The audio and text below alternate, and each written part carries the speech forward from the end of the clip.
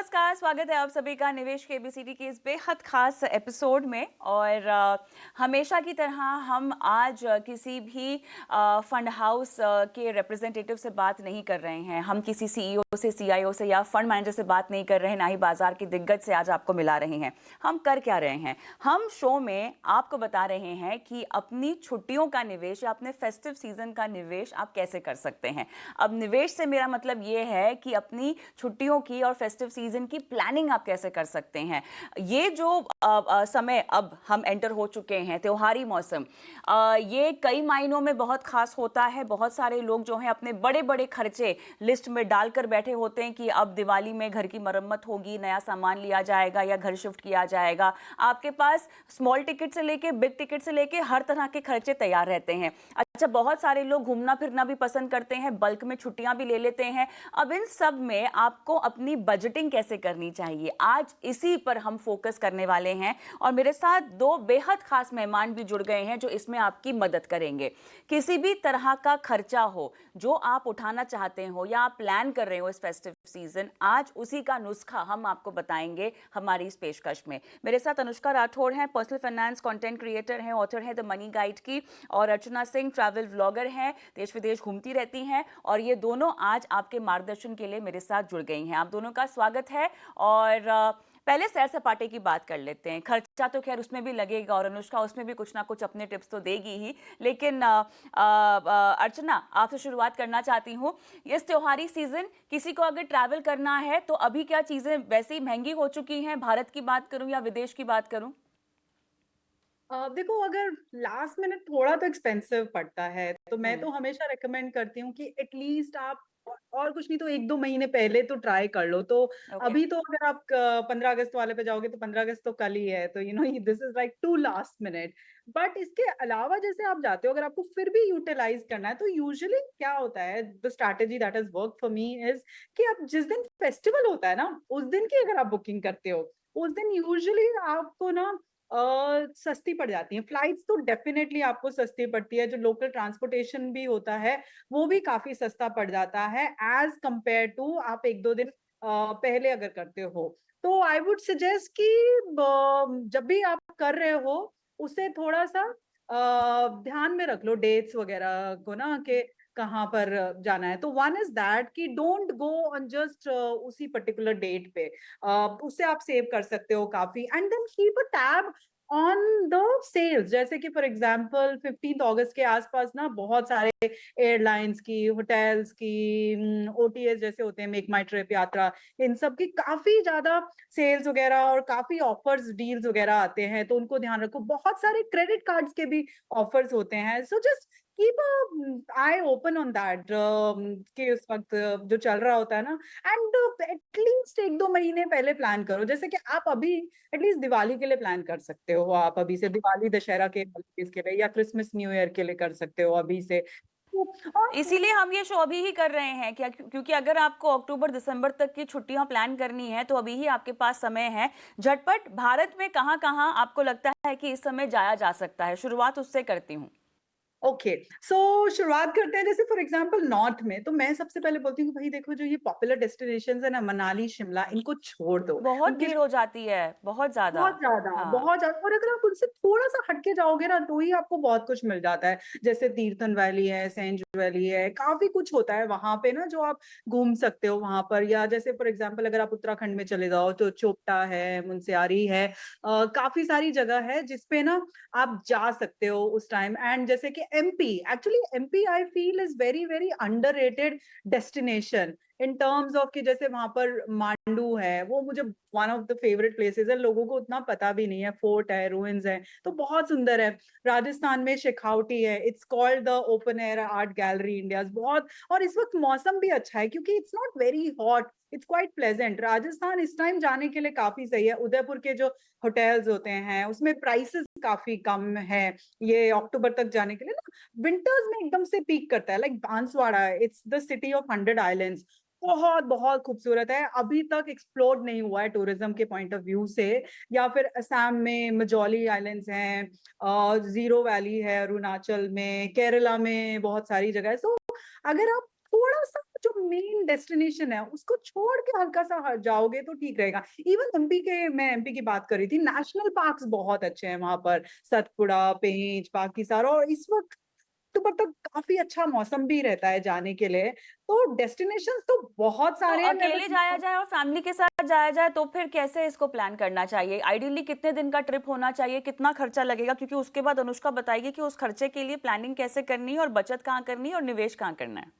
देखो, अगर आप पीक डेट्स को छोड़ दो ना, जिस दिन सबसे ज्यादा भीड़ और भड़ाका होती है, तो उसके अलावा आपको कहीं पर भी 1500, 2000, 3000, 4000 टाइप में आपको डिसेंट मिल जाता है, like not a very high and kind of stuff, but हाँ अच्छा। आपको 3-4 हजार में आपका, I am just talking about the stay right now, आपको मिल जाता है इंडिया में। तो उस हिसाब से कि आप नॉर्थ में जाओ या फिर सेंट्रल में जाओ, इनफैक्ट इस टाइम रेट्स भी कंपैरेटिवली चीपर होते हैं। जैसे हाँ, अगर आप मुझे वो वही जानना था क्योंकि अधिकतर समय तो लोग त्योहार अपने परिवार के साथ मनाते हैं, तो ऐसा नहीं कि लोग ट्रैवल नहीं करते, करते होंगे पर तुलना में कम होंगे ना?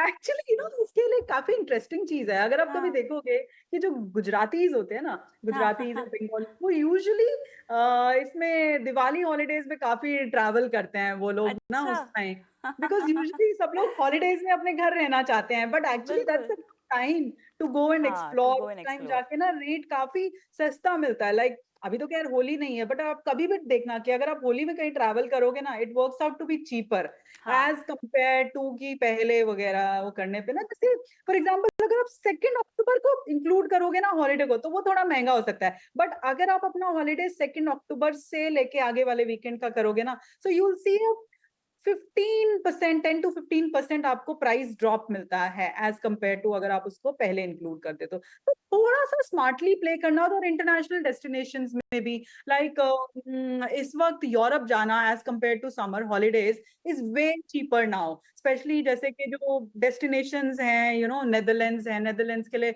अभी इंडिगो ने अपनी ना दो फ्लाइट्स लॉन्च करी हैं, एम्स्टरडेम के लिए और एक मैनचेस्टर यूके में। They are in October, they are launching their flight to Heathrow. So वो लोग काफी इंट्रोडक्टरी फेयर्स रखते हैं जो बहुत इकोनॉमिकल होते हैं। Like they were giving Amsterdam का flight around 25-30,000, which is like अभी 20,000 में दिल्ली की टिकट थी इस हफ्ते के लिए, Delhi Mumbai.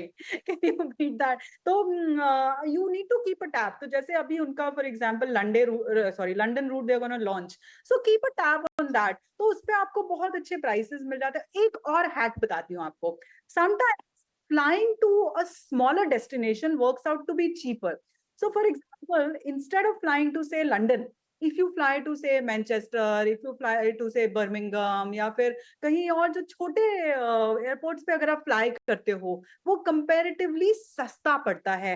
And do not stay in the main city. जैसे सपोज अगर आप नेदरलैंड्स जा रहे हो, तो Amsterdam is gonna be very expensive, but जैसे फिर बट आप फिर घूमने यूके फिरने में आपके ट्रैवल में टाइम निकल जाएगा अगर आप छोटी जगह रह रहे हो तो, नहीं? होता, बिकॉज क्या होता है, दे वहां पर ना पब्लिक ट्रांसपोर्टेशन बहुत अच्छा होता है, गॉट इट। आपको ज्यादा टाइम नहीं लगता है वहां पर आने के लिए ना। और जो एक्चुअल ब्यूटी होती है वो कंट्री साइड में होती है। सही बात मेजर है। सिटीज में तो स्टार अट्रैक्शंस होते हैं, वो आप कितनी बार देखोगे, but the real beauty lies in the country side. और प्राइसेस में बहुत डिफरेंस होता है। The prices in smaller towns are way cheaper. जैसे फॉर एग्जाम्पल, मैं कम से कम फ्रांस 10-15 बार जा चुकी हूँ, बट मैं पेरिस को सिर्फ यूज करती हूँ to get in and get out. I am either going toward south और नॉर्थ। तो जैसे for example if I stay say in लिल, तो वहां से सब कुछ पास है। I can go to Belgium, I can go to Paris, I can go anywhere. तो आपको अपना बेस हमेशा एक छोटी जगह अगर आप बनाओगे तो वो बेटर है। फॉर एग्जाम्पल जैसे मैं अभी बेल्जियम से आई थी, so I stayed in Antwerp instead of Brussels. तो वहां से ट्रेन से आप आराम से आ जाओ, और आपके रेट्स भी कंपैरेटिवली सस्ते होते हैं। सो आई ऑलवेज फील कि अगर आपको फ्लाइंग करना है, instead of flying into bigger cities, fly into smaller airports, stay in smaller airports instead of big hotel, stay in Airbnbs या फिर अपार्टमेंट्स या फिर बुटीक प्रॉपर्टीज। एंड मॉल्स में जाके, मॉल्स कह रही सॉरी, जो आपके डिपार्टमेंट स्टोर्स हैं, buy food from them, cook your own food. It works out to be way cheaper. So there are ways to, and you make use of your credit cards. Like for example, I carry credit cards जिसमें forex charges नहीं होते हैं. So I earn points plus I'm not paying any extra money. So yeah, there are ways to earn money. As there are ways to save money. Yeah. Alright, इस पर मैं आगे भी आऊँगी, लेकिन चलिए अब अनुष्का को भी हम मौका देते हैं आपकी बजटिंग करने का। तो हैक्स, ट्रैवल हैक्स भले भारत में हो या विदेश में हो, अर्चना ने बता दिए अनुष्का।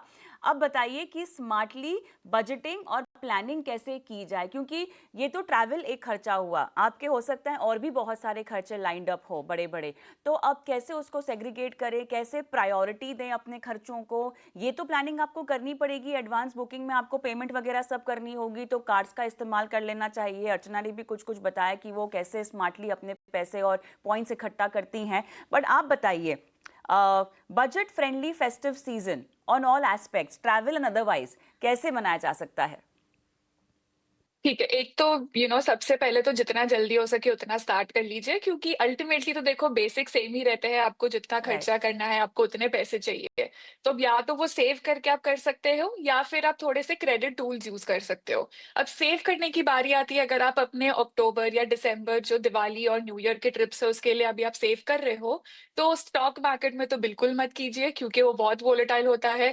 काफी मैंने लोगों को देखा है, अरे चलो अभी मैं डाल देता हूँ, मार्केट थोड़ा दिवाली के तो ऊपर ही जाता है, 10% ऊपर चला जाएगा, मेरे को खर्चने के लिए ज्यादा पैसे मिलेंगे। वो बहुत बहुत बहुत गलत स्ट्रैटेजी है। ट्रेडिंग, शॉर्ट टर्म इन्वेस्टिंग तो बिल्कुल ही नहीं करनी है। उसके बदले सिंपल आप कर सकते हैं, लिक्विड म्यूचुअल फंड्स में डाल सकते हैं, या फिर आप सिंपल एक 3 महीने की आरडी कर सकते हैं। इसके अलावा आपको मतलब इतना कम टाइम है कि आपको पैसे में अप्रिसिएशन नहीं दिखेगा, आपको जो थोड़ा बहुत सेविंग्स अकाउंट के ऊपर पैसे मिलेगा आपको बस उतने के लिए ही ऑप्टिमाइज करना है। अब ये तो हो गई है सेविंग्स की बात। दूसरी बात आती है कि अब ठीक है हमको खर्चा करना है। अब देखो त्योहार का मौसम है, हम सब खर्चा करते हैं, हम सब चाहते हैं हमारा परिवार भी खुश हो, हम अच्छी अच्छी चीजें लाए, पर एक कंस्ट्रेन आ जाता है कि हम कितना खर्चा करें, हम किस चीज पे करें, जैसा आपने बोला प्रायोरिटाइज कैसे करें। अब ये तो हम सबको इंडिविजुअली देखना होगा। तो आपकी सेविंग्स अभी तक कितनी है आप वो देखिए, और आप ये देखिए कि आपके पास अवेलेबल क्रेडिट सोर्सेज क्या है। अब आपको आपके क्रेडिट कार्ड्स पे 45 to 55 डेज की क्रेडिट लिमिट मिलती है। कई सारे खर्चे हैं, जैसे अगर आप फ्लाइट टिकट्स ले रहे हो या फिर आप होटल बुकिंग्स कर रहे हो, उसमें पे लेटर का ऑप्शन आता है। और फिर कई सारे जो आप वाइट गुड्स खरीदते हो, जैसे कि आप वॉशिंग मशीन, फ्रिज खरीदते हो, तो उसमें भी आपको 3 इंस्टॉलमेंट्स में आप पे कर सकते हो। ईएमआई स्कीम्स उसमें भी चलती है। अब ये सारे आपके पास ऑप्शंस है, पर ऐसा नहीं है कि आपको ये सब लेना है, क्योंकि वो बहुत गलत फाइनेंशियल डिसीजन होगा। अब इसमें आप कैसे डिसाइड करेंगे कि आपको कितना ऑप्टिमाइज करना है? अब देखो जितना आप कम लो उतना बेटर है। बट अगेन त्योहार का मौसम है, हम सब चाहते हैं कि हम हमारे परिवार के साथ अच्छा समय बिताए। तो आप थोड़े से खुद के हिसाब से फाइनेंशियल रूल्स देखिए। आपके अगले 3 महीने या अगले 4 महीने आप ईएमआई जब भी वो परचेज करते हो या लेते हो कोई चीज, तो अगले 3-4 महीने में आपका मोटा मोटा वो पैसे जो है आपके रिटर्न हो जाए। जब भी आप ईएमआई ले रहे हो या आप कोई भी वो पे लेटर स्कीम चीज लेके कर रहे हो, आप वो ही कमिटमेंट दीजिए जो आप 110%, 100% भी नहीं, उसको रिटर्न कर पाओ। अगर आप अपने क्रेडिट कार्ड पे कोई भी खर्चा कर रहे हो तो ड्यू डेट के पहले आप उसे पे कर पाओ, इंश्योर करो वो, एंड फिर ही उसे कीजिए, और फिर ही वो खर्चा कीजिए। तो अगले 3-4 महीने में आपका जो भी सेविंग्स होने वाला है उसे आप मैप कीजिए कि इतना इतना मेरा सेविंग है, और उससे आप कंपेयर कीजिए कि ये पे लेटर स्कीम अगर मैं 3 महीने का ले रहा हूँ या ये स्प्लिट इनटू 3 पेमेंट्स में ले रहा हूँ, तो मेरे पास इतना बजट है कि मैं 3 महीने में पे कर पाऊँ। उसके साथ साथ क्रेडिट कार्ड का 45 डेज का लिमिट है, तो वो तो पहले ही देना है, क्योंकि क्रेडिट कार्ड पे तो 45-55%, 40-50%, 40-50 ज्यादा गया, 30-40% का इंटरेस्ट रेट आपको लगेगा अगर आप वो चुकाते नहीं हो। तो आपको ये बजट करना है सबसे पहले कि आपकी सेविंग्स कितनी होने वाली है अगले 3-4 महीने, और उस हिसाब से आप क्या क्या क्रेडिट लाइंस ले सकते हो, और उस हिसाब से आपको रिवर्स कैलकुलेट करके देखना है कि आज के दिन में आपके पास सेविंग्स प्लस क्रेडिट में कितनी अवेलेबिलिटी है। एंड देन उस हिसाब से आप देखिए कि आपके फैमिली में अगर आपको छुट्टी को ज्यादा प्रायोरिटाइज करना है, वाइट गुड्स को ज्यादा प्रायोरिटाइज करना है, बहुत लोगों में देना लेना भी होता है, वो तो करना ही पड़ता है, तो आपको कैसे अपने खर्चे वहां पे प्रायोरिटाइज करने हैं। बट सबसे ज्यादा इंपॉर्टेंट यही है कि आज हमारे पास इतने सारे ईएमआई स्कीम्स और क्रेडिट स्कीम्स अवेलेबल है, बिल्कुल भी बिना प्लानिंग के मतलब लालच में नहीं आ जाना है। बहुत अट्रैक्टिव स्कीम्स दिखेंगे आपको, इंश्योर कीजिए आप हमेशा उसके जो प्रोसेसिंग फीस फीस है, टर्म्स एंड कंडीशंस है, खुद भी नहीं पढ़ने, चैट जीपीटी में जाके डॉक्यूमेंट डालो, उनको पूछो what are the hidden cost है, वो आपको बता देगा।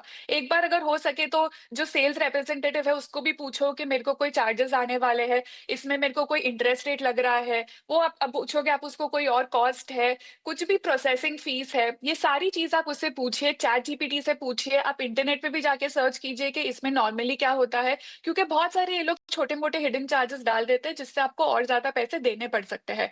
तो ये आपको रिसर्च बहुत अच्छे से करनी है। अभी बहुत अच्छा टाइम है, 2 महीने है to Diwali and new year में, 4 महीने है, तो अभी से अगर आप करते हो तो कोई वीकेंड बैठ के आप अच्छे से प्लान कर सकते हो, जिससे जब एक्चुअल में टाइम आए तब आपको ज्यादा एंड मोमेंट डिसीजंस नहीं लेने पड़े।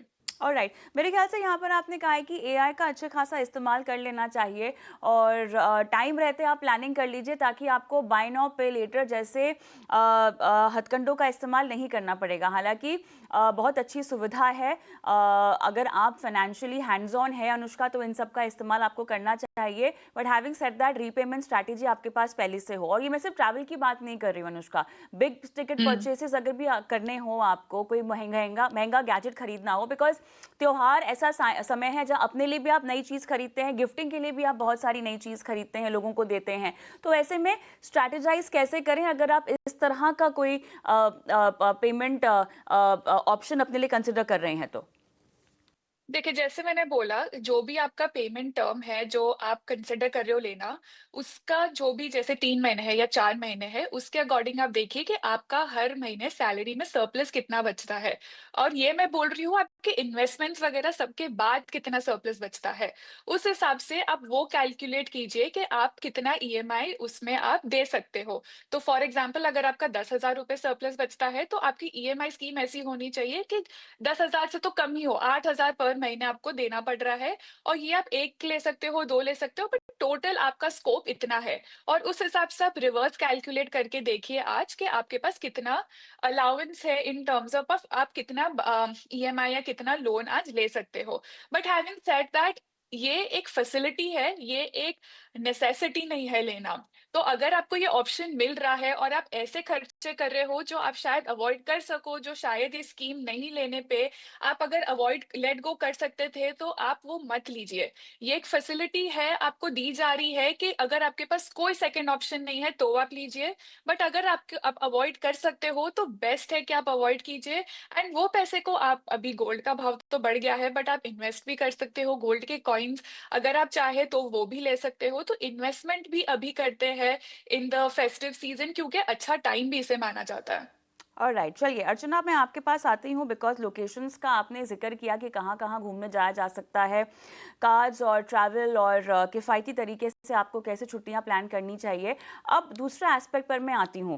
आप जब ट्रैवल करती हैं तो आपने कहा था आप फॉरेक्स कार्ड्स का इस्तेमाल करती हैं अपने लिए बजटिंग के लिहाज से, क्योंकि when you are going at a location, मान लीजिए आप इंटरनेशनली जाते हैं तो खर्चों पर ना आपका ट्रैक रहता नहीं है, बिकॉज आप वहाँ की करेंसी में डील कर रहे होते हैं, तो कभी कभी लोग जो है बजट से ज़्यादा खर्च कर देते हैं। छोटी छोटी चीज़ें बहुत मायने रखती हैं वहाँ पे, कन्वेंस, वहाँ पर आपकी खाने पीने की खरीदारी, कोई अगर अट्रैक्शन, टूरिस्टी ट्रिप है आपका तो वहाँ पर आप जो देखने जा रहे हैं, एक्टिविटी करने जा रहे हैं, उसकी अलग से कॉस्ट होती है। कैसे ये आप पहले ही फैक्टर इन कर लेती हैं और वहाँ पर जाने के बाद अचानक से अगर आपको पैसों की ज़रूरत हो तो फिर क्या आपके पास विकल्प रहता है? और हाँ, ट्रैवल करते वक्त इंश्योरेंस का भी एक जिक्र कीजिएगा कि वो कौन कौन से आप ले लेती हैं। सो ट्रैवल इंश्योरेंस का तो मैं स्ट्रेस नहीं कर सकती कितना इंपॉर्टेंट है, स्पेशली आज के टाइम में जब इतने सारे फ्लाइट्स कैंसिल हो रहे होते हैं, रीस्केड्यूल हो रहे होते हैं, तो आपके आगे होटल्स भी होते हैं। तो आई ऑलवेज गो फॉर कि सपोज जैसे अगर आप मेक माई ट्रिप पे या कहीं पर भी कर रहे हो, कहीं अगर आपको डर लग रहा है कि आपका वीजा आएगा नहीं आएगा या फ्लाइट कैंसिल होती है, सो ऑलवेज दो चीजें जरूर लीजिए। एक तो आप 100% ट्रैवल इंश्योरेंस तो लेना ही लेना है।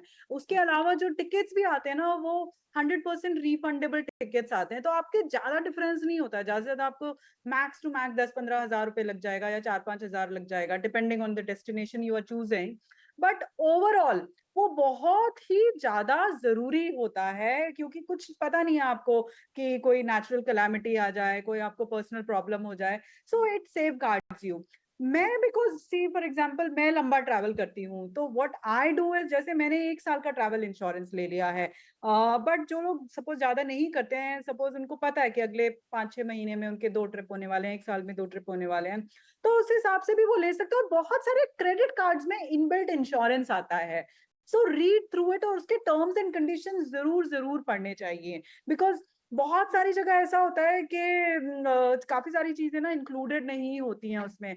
तो एक बार टर्म्स एंड कंडीशंस पढ़ लो, अगर आपको 500, 1000, 2000 एक्स्ट्रा भी देने पड़ रहे हैं, it's worth it, because at the end आप बहुत पैसे सेव करते हो। For example like luggage loss होना या फ्लाइट का डिले होना, वो सारे बड़े कॉमन चीजें हो गई हैं आजकल। तो 100% इंश्योरेंस तो जरूर लेना चाहिए। मल्टीपल होते हैं, आप किसी को भी चूज कर सकते हो वहां पे लेने के लिए। आपको ऑनलाइन भी मिलता है, या फिर आप सब जो भी आपकी रिक्वायरमेंट है उस हिसाब से चूज कर सकते हो। मैं पर्सनली लॉन्ग टर्म लेती हूँ इंश्योरेंस। देन उसके अलावा what I do is to plan my budget is, मैं यूजुअली पहले से ही सारा प्लान करके रख लेती हूँ। मोटे मोटे खर्चे तो पहले से पेड फॉर होते हैं, whether it is like my hotels.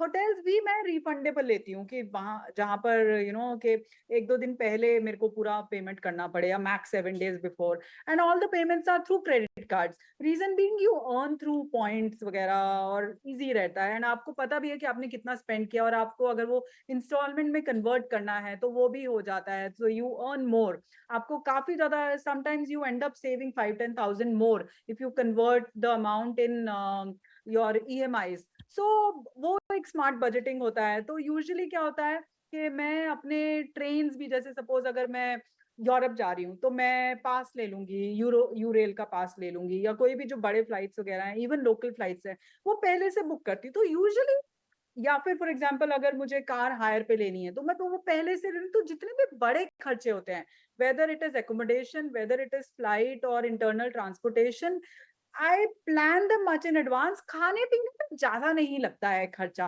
Sight seeing का भी क्या होता है, I prioritize things which are free. For example if I go to any place, बहुत सारे डेस्टिनेशंस के फ्री टूर्स होते हैं, तो first you go and take that free walking tour. उससे आपको जो इंपॉर्टेंट जगह है उसके बारे में पता चल जाता है, and then you can decide कि इस डेस्टिनेशन पे ज्यादा टाइम लगाना है। तो इस तरह से अगर आप प्लान करते हो तो इजीली हो जाता है। अगर आप फैमिली के साथ कर रहे हो, तो आपको you can always have like family room ले सकते हो, अपार्टमेंट ले सकते हो। अगर आप सोलो ट्रैवल कर रहे हो, तो बहुत सारे ग्रुप्स होते हैं, या आजकल तो सोलो ट्रैवलर्स के लिए काफी सारे एजेंसीज भी बन गए हैं, जिनके थ्रू आप एक ग्रुप में ट्रैवल कर सकते हो। फेसबुक पे भी ग्रुप्स होते हैं, तो या ये अच्छे होते हैं, इनके थ्रू जाना चाहिए आपको। एंड अपार्ट फ्रॉम दैट, बहुत ट्रैवल पोर्टल्स भी आपके आइटिनरीज जो हैं वो तैयार करके देते हैं। कॉस्टिंग वहाँ महंगी पड़ती है एज कम्पेयर टू खुद करने पर, खुद रिसर्च करके अपनी कॉस्ट बनाने पर। सोच करते हो। और अगर आप किसी ग्रुप्स को ज्वाइन करते हो, जैसे मैं अभी आपको एग्जांपल देती हूँ, मैं जब अभी बेल्जियम गई थी टुमारोलैंड के लिए, तो I was a solo traveller, but there were so many people from India only. So there was an agency, जोल म्यूजिक, तो वो लोग म्यूजिक फेस्ट में ही अरेंज करते हैं। So they had organized this trip for people who wanted to attend Tomorrowland, और उसमें बहुत सारे सोलो ट्रैवलर्स थे। तो आप अगर अपने आप जाओगे तो आपको टिकट्स नहीं कई बार मिलते हैं, आपको स्टे नहीं मिलेगा। So here I ended up staying in a very prime location. My transportation was taken care of, and there were other solo travelers from all around the world. So it was pretty easy, economical भी, like I could share my room with somebody, तो वो मेरा cost भी half हो गया था। Transportation cost जो मैं अकेले में काफी ज्यादा expensive पड़ता, वो मैं हम 5-6 लोगों के बीच में divide हो गया था। हम्म। वेल ट्रैवल्ड पीपल, तो अगर आप थोड़ा सा रिसर्च करते हो, लाइक इंस्टाग्राम पे तो वगैरह पे सोशल ना, मीडिया प्लेटफॉर्म्स का इस्तेमाल करना चाहिए। थोड़ी सी ऑथेंटिसिटी को लेकर बिल्कुल मेरे ख्याल बिल्कुल से आपको 100%। सतर्कता बरतनी चाहिए। अनुष्का, आपके पास मैं आना चाहती हूँ, बिकॉज अब खर्चे वर्चे हमने सारे प्लान कर दिए हैं, लेकिन खर्चों और इन्वेस्टमेंट में बैलेंस भी करना होगा। यही वो मौका है जहाँ पर लोग अच्छा खासा पैसा निवेश भी करना चाहते हैं। अब उसको बैलेंस आउट आप कैसे करें कि अपनी इन्वेस्टमेंट के अमाउंट को साइड में रख दें, और may be you can go light on investments if you have so many expenses coming up ahead. ऐसा कुछ किया जा सकता है?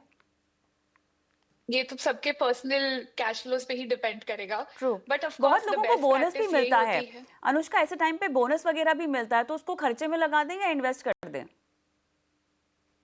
अगेन सबका पर्सनल डिसीजन ही होता है। बेस्ट केस प्रैक्टिस तो यही होती है कि आप उसे इन्वेस्ट कीजिए एंड देन एक छोटा अमाउंट आप रख सकते हैं जिसे आप स्पेंड कर सकते हैं आप अपने ट्रैवल्स में या फिर बिग परचेजेस में। बट एक चीज यहाँ पे बस ये ध्यान रखना है कि अगर आपको बोनस मिलता है तो ये बहुत मतलब आप थोड़ा सा लॉन्ग टर्म भी सोचिए। अगर आपको बोनस मिलता है ऑफ कोर्स अब सब लोग प्रायोरिटाइज करना चाहेंगे कि हम आज ज्यादा खुश रहे, आज ज्यादा मजे करें, और करना भी चाहिए। बट कोशिश कीजिए कि आप थोड़ा सा लॉन्ग टर्म विजन भी रखिए जब आप डिसीजन ले रहे हैं। और आप ये देखिए कि अगर आपकी एसआईपी चल रही है और आप महीने में साल में 12 एसआईपी करते हो और आपके बोनस की वजह से आप वो 13th एसआईपी कर रहे हो, तो वो 13th एसआईपी से आपको अभी नहीं पर 5-6 साल बाद 10 साल बाद कितना बेनिफिट होगा।